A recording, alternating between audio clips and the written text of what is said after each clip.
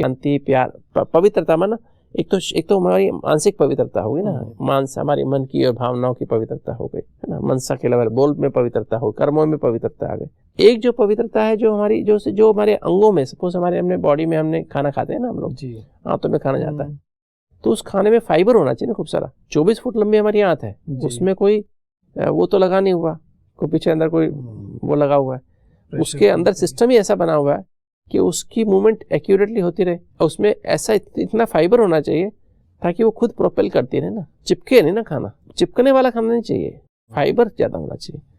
सलाद है, फल है, अंकुरित है, दलिया है ना, बीन्स की सब्जी है, मतलब इस तरह की सब्जी ज़्यादा हो, चिपकने वाले तो जैसे मैदे के हैं, मैदा की बनी चीज़ें ना हो, जंक फूड, फास्ट फूड्स ना हो ना, तो वो हमारे अंदर जैसे वो सिस्टम सफाई होती रहे ना, तो एक पवित्रता फिजिकल लेवल में पवित्रता, मतलब इस पवित्रता अगर अंदर वो टॉक्सिन के रूप में जमा हो गए, मैदा या तली चीज़ें, पराठा, पकौड़ा, समोसा, मिठाइयाँ, तो क्या होता है, वो फिर रिसेप्टर्स ब्लॉक हो जाएंगे, सेंस खत्म हो जाएगी उनके अंदर, फिर जो चाहे एब्जॉर्ब करेंगे। जैसे हमारे पॉइजनिंग केस होते हैं ना, हमारे पास पॉइजनिंग ऐसा है ना, कई लोग ऐसे पॉइजन खा के आते हैं, स्पेशली रैट पॉइजन है या दूसरे पॉइजन खा लेते हैं, तो हम क्या करते हैं उनको, हम अपने यहाँ उनको 200-200 ग्राम घी, कोकोनट ऑयल, दूसरे तेल भी होते हैं, वो हर रायल ट्यूब से, नाक से ट्यूब डाल के 2-2 घंटे में 200-200 ग्राम तेल हाथों में भेजते हैं, तो जितना भी वो जहर खाया होता है ना, टॉक्सिन उसको एब्जॉर्ब करके वो फैट सॉल्युबल जहर होते हैं जो उसको एब्जॉर्ब करके बाहर निकाल देते हैं, हाथों के बाहर। ये जो है फैट हमने खाया ना, तो अंदर रिसेप्टर्स अच्छे हैं तो ये काम करेंगे ना। पहले आज से देखो कुछ साल पहले की बात है,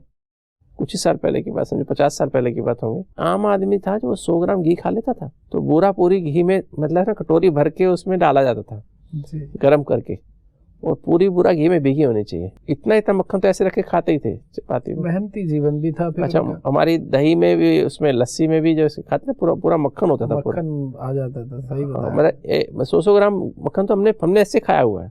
पहले लोगों की आर्टरीज ब्लॉक ही नहीं होती थी क्योंकि रिसेप्टर्स इतने स्ट्रॉन्ग थे ना। आज रिसेप्टर्स हमारे गलत खान पान के कारण, आज रासिक खाना खाते हैं, पराठा, पकौड़ा, समोसा, मिठाइयाँ, तली चीजें है ना, ये खाते हैं, तो क्या होता है, ये हमारी रासिक भोजन जो आलस पैदा करती है, टॉक्सिन्स मतलब अंदर जो है ना अलबेलापन पैदा करेंगी। तो कोई सोचे कि मेरा मेडिटेशन हो जाएगा, मैं पराठा, पकौड़े, समोसे खा के, मिठाइयाँ खा के मैं मेडिटेशन करूं और मेरे मुरली भी समझ में आ जाएगी, मेरी मुरली भी रिकॉर्ड हो जाएगी अंदर, सारा कुछ मुझे मेरी चिंतन भी शुद्ध चलेगा, नहीं चलेगा।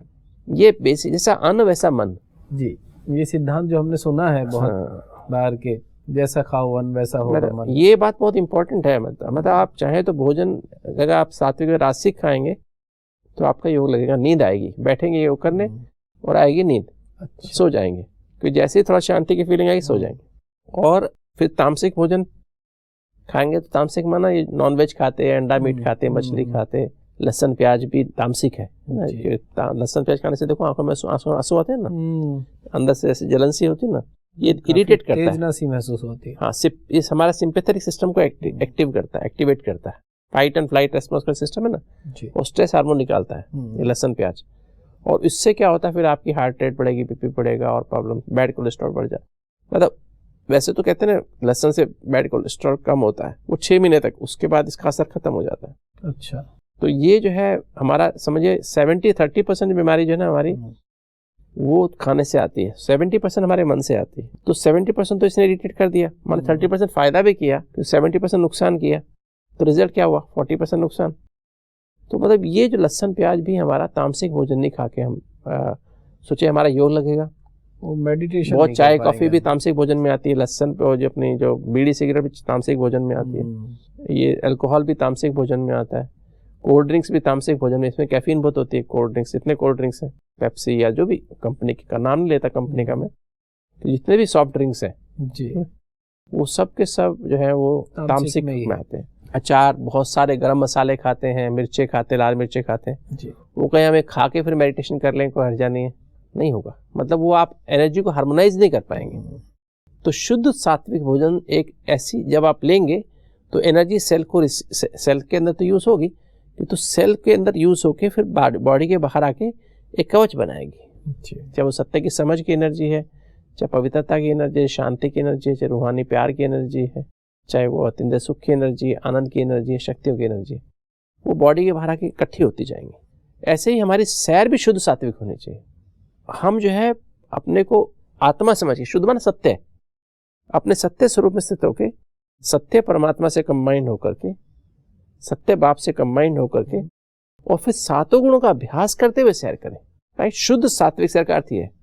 क्या सोचें उसमें, क्या विचार रहे? सोचना कुछ नहीं, हमें समझ के, ये समझ के साथ सैर करनी है कि मैं कौन हूँ, चलने वाला कौन है। जी, जैसे कार चलाते हैं ना, कार कैसे चलाते हैं? पहले दरवाजा को चाबी लगाएगा, स्टार्ट करेगा। हाँ, मतलब चाबी लगाता है ना जी, चाबी लगा कॉइल गर्म करता है ना, या बिना चाबी लगाए कार चल सकती है क्या? नहीं चलेगी। फिर क्लच और गियर तो बाद में बदल जाते हैं ना। जी, तो पहले तो चाबी लगाता है और उसको इंजन से कनेक्ट होती है कार, कॉइल से, बैटरी से कनेक्ट होती है, जी, तब वो चलती है ना। ऐसे ही सबसे पहले हमारे शरीर को चलाने वाली कौन?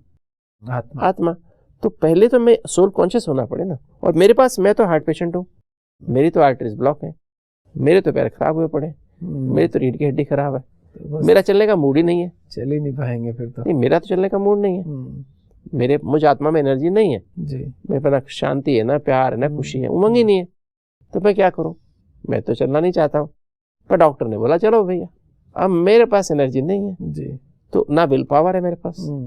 अब परमात्मा जो है सातों एनर्जी का सागर है जी, तो परमात्मा से मैं कनेक्ट करता हूं तो मेरे अंदर विल पावर आ गई। ओके।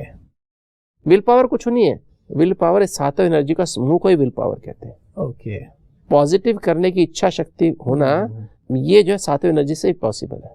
जी, तो जब हम अपने आप को जब परमात्मा से कनेक्ट कर लेते हैं तो सातों एनर्जी मेरे अंदर आ गई, और सातों ने जैसे आई जी, तो विल पावर आ गई। ठीक है। कोई कहने से, डॉक्टर कहने से वॉक करे तो 2 दिन करेंगे, 3 दिन डर के करते हैं, मेरी आर्टरीज ब्लॉक है, हार्ट अटैक आ जाएगा, ये ऐसे है, ऐसे करना ही पड़ेगा, रोके करते हैं, उससे काम नहीं चलता है। ठीक है। तो ये हमें ध्यान रखने की बात। और ऐसे खाना खाने की बात है, खाना खाने से, बनाने से पहले और खाने से पहले। जी, अब मुझे तो खाना सामने रखा है, अंकुरित रखा है, दलिया रखा है, मेरे को तो खाने की इच्छा ही नहीं है। बीन्स की सब्जी रखी है, वो थोड़ा सा, वो कुछ एक चपाती, सूखी सी चपाती रखी जी, बिना घी की। मेरे को तो पराठा खाने की आदत है, तो मेरे को उठा लो ये थाली। सही बात है। क्योंकि मैं अपने को आत्मा समझ के परमात्मा की याद में जब आता है, will power, will to be well, ये ठीक पेट्रोल है इस गाड़ी के लिए, यही ठीक है। हाँ, वो जो डाल रहे थे ना हम लोग, पराठा रोज खा रहे थे, पराठा खा रहे थे, वो तो कह रहे घासलेट था। और फिर मैं सोचा मेरी गाड़ी चले, गाड़ी कैसे चलेगी? गाड़ी खराब, भले मर्सिडीज है, किंतु वो तो फिर धुआं देगी और आवाज करेगी, यही तो करती है आज के लोगों में आवाज। सही है। तो ये एक तो भोजन, और फिर ये, और फिर शुद्ध सात्विक नींद भी नहीं आती है, क्योंकि मन में तो वो तूफान चल रहे हैं विचारों के, उसने ये कर दिया, इसने ये कर दिया, उसने ये कर दिया। वो सोने के पहले भी फिर वही शुद्ध सात्विक ना, अपने सत्य स्वरूप में स्थित होकर परमात्मा से कंबाइन हो जाओ।